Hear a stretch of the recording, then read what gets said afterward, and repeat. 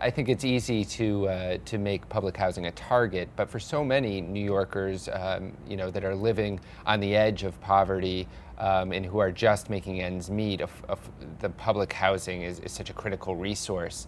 And so, it's very frightening to think that someone could come in just based on some general perception that we're being too generous to public housing in New York City and cut off that stream. I don't think it will be cut off. I think the strategy, particularly dominated by Republicans, is to continue the starvation of public housing. Now, the reason that the other two kinds of programs, Section 8 vouchers and Section 8 project-based subsidies, are more popular with Washington legislators is that they have private sector involvement.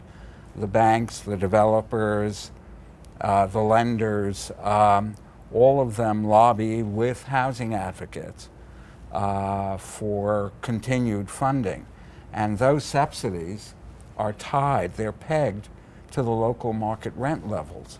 Section 8 vouchers have to be pegged to local rent levels. And so do project-based developments. But with public housing, you get whatever's left over. And I think the real danger is not that they will cut off the subsidy stream completely from public housing, but they will continue to starve it so that it deteriorates, so it can't be managed, so that housing authorities are put in a position where they have to think about privatization. Well, let's talk about New York in this context.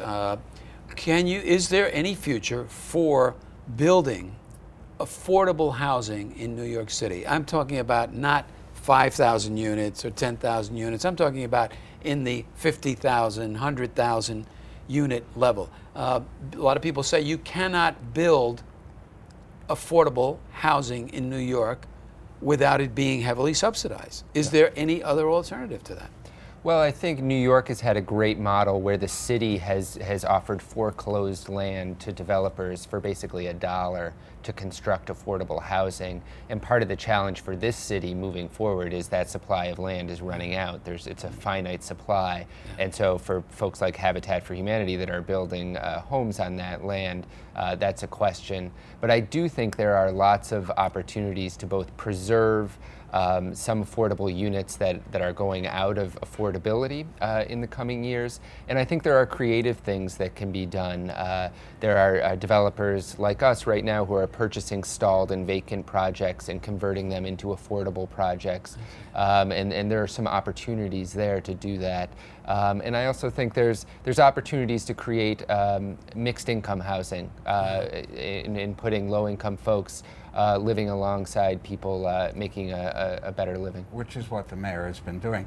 You might also want to mention, Josh, the National Housing Trust Fund, which would be the first time in 30 years that the federal government will be providing capital for affordable housing development. Yeah, the National Housing Trust Fund is a critical source of subsidy to allow us to really meet the gap between what it costs to build a unit and what we would sell it to for a lower income person as a home ownership developer. In this interim period, there's also stimulus money that's going to spur affordable housing development. So the National Housing Trust Fund, which funnels through Albany as well, is something that we've been really advocating strongly for.